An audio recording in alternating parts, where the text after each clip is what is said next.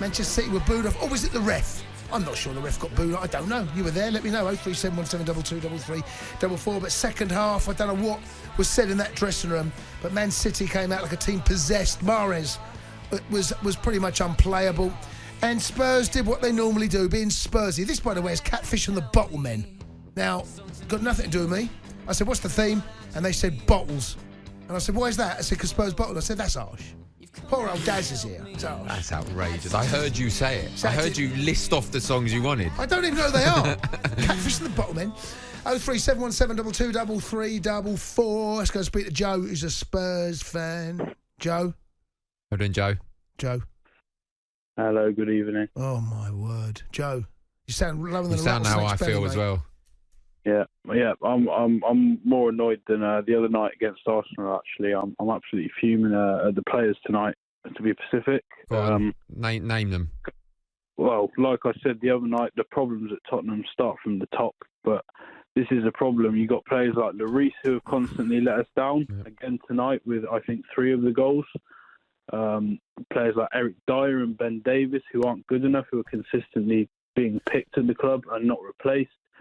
And just players like Emerson, and I know he scored, Sessegnon, they're just not good enough for a team in the Champions League. And it all comes from the top, not replacing them and getting the manager's players, because I sort of feel sorry for Conte at the minute, because he's having to work with these players just like Mourinho was. And like you said earlier on the show, Spurs destroy managers. And that's exactly what they've done to Mourinho and doing to Conte at the minute, because these players let Mourinho down, let Pochettino down, let Nuno down. But it keeps, Joe, this conversation I'm having with you, I've had hundreds of times with Spurs fans, and this same conversation you could have had when Jose was there, when Nuno Espirito Santo was there. Is it the players, is it the manager? What is the consistent? The one consistent thing, of course, is that it's the board that's still there. Daniel Levy's coming for Hugh. Yeah. I just wonder whether the stadium now, whether the payments on the stadium. You moved at this beautiful new stadium, yet there's nothing to show for it on the pitch at the moment. No, there's not. But it is all down to him, because we've gone through. You're telling me that Mourinho and Conte, 2 of the most decorated managers in football, 2 of the best. They can't win anything with Spurs, and it comes down to the man at the top, really. You've had 2 of the best managers, and they've won you nothing, and they haven't been backed properly. I agree. Buck stops with Levy. Buck stops with Levy for me. You look over £200 million been spent on that back line. Aurier, Doherty, Royal, Foyth, Sanchez, Rodon, Romero, Reguilon, Sessegnon. How many success stories is there, Joe? Well, Romero, maybe? Romero, that's it. Because this is what I saw. We've bought 4 defenders in the last few years. It's Sanchez, Rodon, Romero. I can't remember the other one, but they're not good enough. Recruitment is awful. And that, like I said, the buck stops with Levy, because he employs the guys in the recruitment department, in my opinion. Yeah, and I'll just say quickly, it's from Mourinho, who he wanted someone like a Milan Skriniar, I believe, someone top like that, was given Joe Rodon from the Championship. No disrespect to him, he always tried his hardest for Spurs. And same with Conte in the summer. He wanted a top left centre-back to go with that back 3 with Dyer and Romero.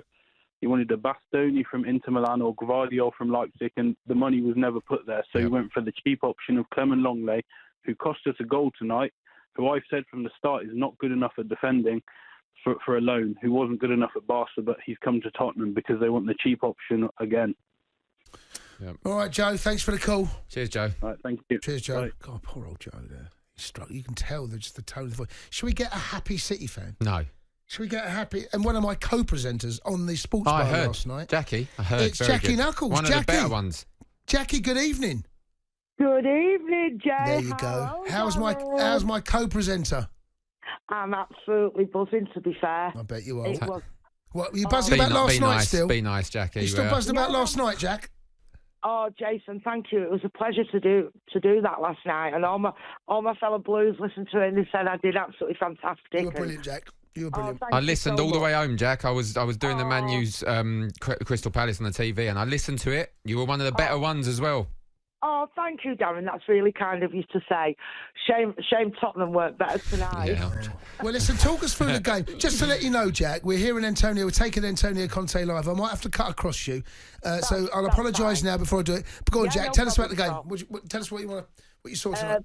Well, the first half, I just couldn't believe what I was watching. It was lame, wasn't it? City was making mistakes, and 2 years ago we were screaming out for a striker, and they were getting the balls across, and we had no striker. Now, the last few games I've found what they've been doing, they've been getting the balls across, but they've been going to the other side, they've been going back, they've been going forward, left, right, and they weren't getting the cross into Haaland. And, the mistakes were terrible. We did give them 2 goals, to be fair. But I don't know what hell Pep said to them in the second, in the dressing room. He must have absolutely roasted them because they came out in the second half and they were absolutely on fire. They blitzed it. They were superb, and it was like watching the old Manchester City. Yes, it was. Do you know what, Jack?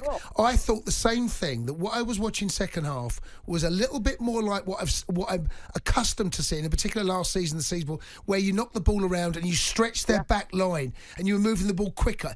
That's not well. The first half is more or less the City side I see more often than not. The second half, if you see more of that, you'll chase down Arsenal.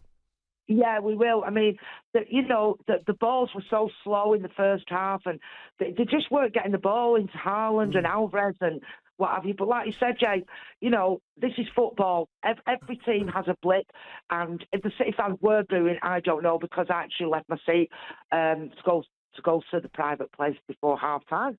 Jackie, I think this is the turning point for Manchester City. I really do. When everyone talks about a team catching Arsenal has to go on a 10-12 winning streak, I think this is the turning point for Manchester City. But I just want to talk to you about the kind of change in personnel. He played Alvarez from the start with Haaland. That clearly worked, in my opinion. What did you think? I thought it worked. I can't remember what game it was. It was before the World Cup, and we won. I think it was 4-1 or 4-2 again. We got 4 goals in that game, and Haaland and Alvarez played together. And you'll have to, I'm apologetic that I can't actually remember the game. Was it Southampton? I think it was Southampton. Oh, yes, it was. Since the World Cup, my head's like buzzing with it all, but I'm not I'm not building my hopes up. I'm not going to count my chickens before they're hatched and say that we're going to win the league. But we are chasing Arsenal down. If we get a good result on Sunday against Wolves, that's going to put Arsenal under a lot of pressure. So you're cheering on Man United at the weekend, Jack? Oh, can't really cheer them. So well, it's what's the draw. I'd be happy with the draw. I mean, I prefer obviously them from the dark side to win, but I'm not going to complain if it's a draw because it'll still be like 4 points. Jack, as always, love your company. Take care. Thank you very much for letting me on, guys. Cheers, Jack. Jackie Nichols there.